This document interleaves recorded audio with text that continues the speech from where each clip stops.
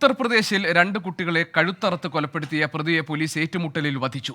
ബദൌണിൽ salon ഉടമ മുഹമ്മദ് സാജിദിനാണ് 6ഉം 13ഉം വയസ്സുള്ള കുട്ടികളെ കൊലപ്പെടുത്തിയത്. അക്രമി സംഘത്തിൽ 2 പേരുണ്ടെന്നാണ് പരിക്കുകളോടെ രക്ഷപ്പെട്ട മറ്റൊരു കുട്ടിയുടെ മൊഴി. 2ാം പ്രതിക്കായുള്ള അന്വേഷണം ഊർജിതമാക്കി. അച്യുതൻ ഡൽഹിയിൽ നിന്ന് വിവരങ്ങൾ നൽകാനുണ്ട്. അച്യുതൻ, ഒരു എൻകൗണ്ടറിൽ ഈ പ്രതിയെ പോലീസ് കൊലപ്പെടുത്തി എന്നാണ് മനസ്സിലാക്കാൻ കഴിയുന്നത്. ഇതെന്തായിരുന്നു ഈ ആക്രമണത്തിന് പിന്നിൽ? ഈ രക്ഷപ്പെട്ട കുട്ടി എന്തൊക്കെ കാര്യങ്ങളാണ് പറയുന്നത്? ഗോപികൃഷ്ണൻ, ഈ ഉത്തർപ്രദേശിനെ ഞെട്ടിച്ച ഒരു സംഭവമാണ് ഇന്നലെ രാത്രി ഏതാണ്ട് 8:30 മണിയോടുകൂടി സംഭവിച്ചത്. ഇത് ബദൌണിലെ ബാബ കോളനിയിലായിരുന്നു സംഭവം. അതായത് സലൂൺ ഉടമയായിട്ടുള്ള മുഹമ്മദ് സാജിദാണ്.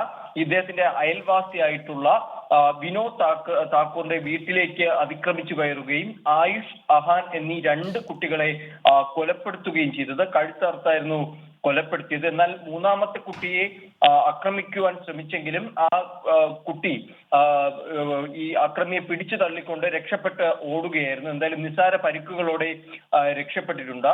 എന്നാൽ ഈ പ്രതിയെ ലക്ഷ്യം വെച്ച് പോലീസും പിന്നാലെ പായുകയും തുടർന്നുണ്ടായ ഏറ്റുമുട്ടലിൽ പോലീസിന് നേരെ മുഹമ്മദ് സാജിദ് വെടിയുതിർത്തിരുന്നു. തിരിച്ചുണ്ടായ വെടിവയ്പ്പിലാണ് മുഹമ്മദ് സാജിദിനെ പോലീസ് വധിച്ചത്. സംഭവം നടക്കുമ്പോൾ 2 പ്രതികൾ ഉണ്ടായിരുന്നു എന്നുള്ളതാണ് ഈ രക്ഷപ്പെട്ട കുട്ടിയുടെ മൊഴി. ഈ 2ാം പ്രതി ജാവേദ് എന്നാണ് ഈ കുട്ടികളുടെ അച്ഛൻ നൽകിയിരിക്കുന്ന മൊഴി. അങ്ങനെ ജാവേദിനായിട്ടുള്ള അന്വേഷണമാണ് ഇപ്പോൾ പുരോഗമിക്കുന്നത്. സംഭവ സ്ഥലത്ത് ഈ ഒരു ചെറിയ നേരിയ സംഘർഷ സാധ്യത ഉള്ളത് കൊണ്ട് തന്നെ പോലീസ് സുരക്ഷയും വർദ്ധിപ്പിച്ചിട്ടുണ്ട്. അച്യുതൻ ആണ് വിവരങ്ങൾ നൽകിയത് ഡൽഹിയിൽ നിന്ന്.